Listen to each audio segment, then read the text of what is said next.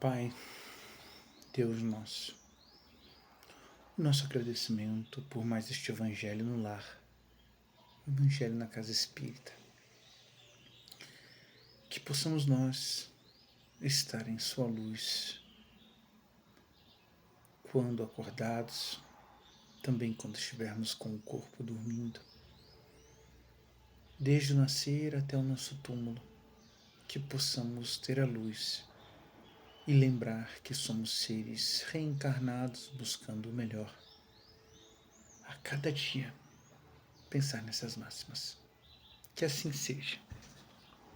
Então, no nosso evangelho de hoje, falaremos aqui então no capítulo 7, no item número 1. Bem-aventurados os pobres de espírito. O que se deve entender por pobres de espírito? Bem-aventurados os pobres de espíritos, pois que deles é o reino de Deus. Desculpa, o reino dos céus. A incredulidade zombou desta máxima: bem-aventurados os pobres de espírito, como tem zombado de muitas outras coisas que não compreende. Por pobres de espírito, Jesus não entende os baldos da inteligência, mas os humildes, tanto que diz que para estes é o reino dos céus e não para os orgulhosos. Os homens de saber e de espírito, no entender do mundo, formam geralmente tão alto conceito de si próprios, da sua superioridade, que consideram as coisas divinas como indignas de se merecer atenção, concentrando sobre si mesmos os seus olhares. Eles não os podem elevar até Deus. Essa tendência de se acreditarem superiores a tudo, muito a miúde, os leva a negar aquilo que, estando-lhes acima, os depreciaria, a negar até mesmo a divindade. Ou, se concedessem em admiti-la, contestam-lhe um dos mais belos atributos, a ação providencial sobre as coisas deste mundo, persuadidos de que eles são suficientes para bem governá-lo, tomando a inteligência que possuem para a medida da inteligência universal e julgando-se aptos a tudo compreender. Não podem crer na possibilidade de que não compreendem. Consideram sem apelação as sentenças que proferem.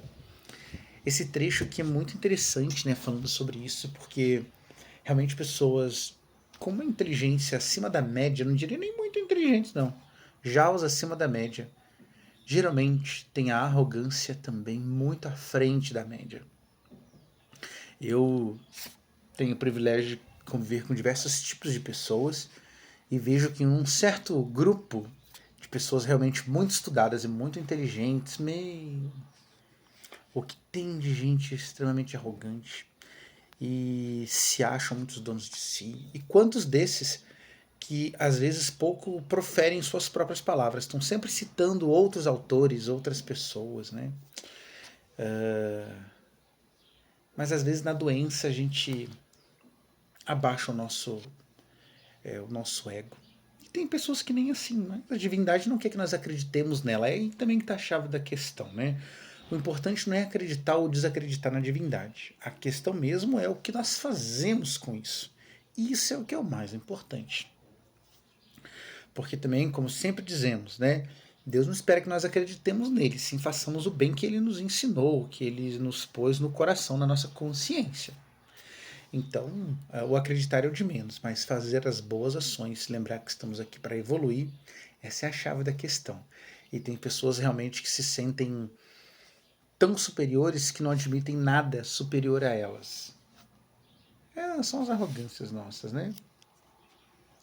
Se recusam a admitir um mundo invisível e uma potência extra-humana, não é que isso lhes esteja fora do alcance. É que o orgulho se lhes revolta à ideia de uma coisa acima da qual não possam colocar-se e que os faria descer até o pedestal onde se contemplam. Parece que acreditar em algo maior é como se descesse, né? Daí, o só terem sorrisos de mofa para tudo o que não pertence ao mundo visível e tangível. Eles se atribuem o espírito e saber de tão grande cópia, que não podem crer em coisas, segundo pensam, boas apenas para ser gente simples, tendo por pobres de espírito os que tomam a sério. Então a questão é o bem que possamos fazer. Pai, nesse singelo momento, onde os amigos espirituais se fazem presentes, porque onde estiver mais de um reunido em meu nome, ali estarei, pedimos a luz, pedimos o amor. E pedimos também que tenhamos força para minimamente emanar um pouco de luz, um pouco de amor. Emanar luz para as mães cujos filhos voltaram à pátria espiritual antes delas. Pedir luz para os animais outros, para as plantas, que muitas das vezes usamos e depenamos como se nada fossem, e como se estivessem à parte da criação divina.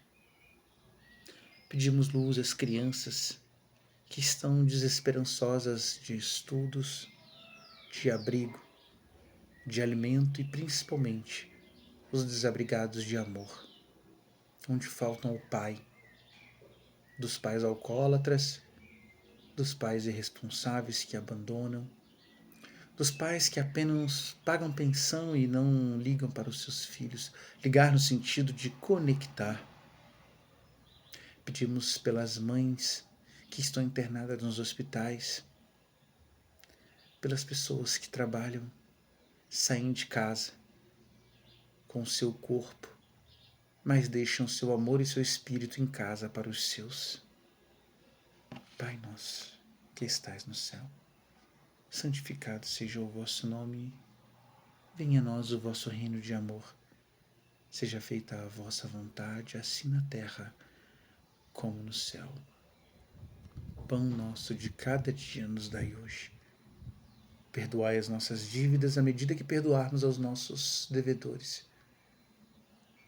Não nos deixe cair em tentação e livre-nos do mal, e que assim seja. Muito obrigado a você que nos assiste aqui no Centro Espírita Allan Kardec.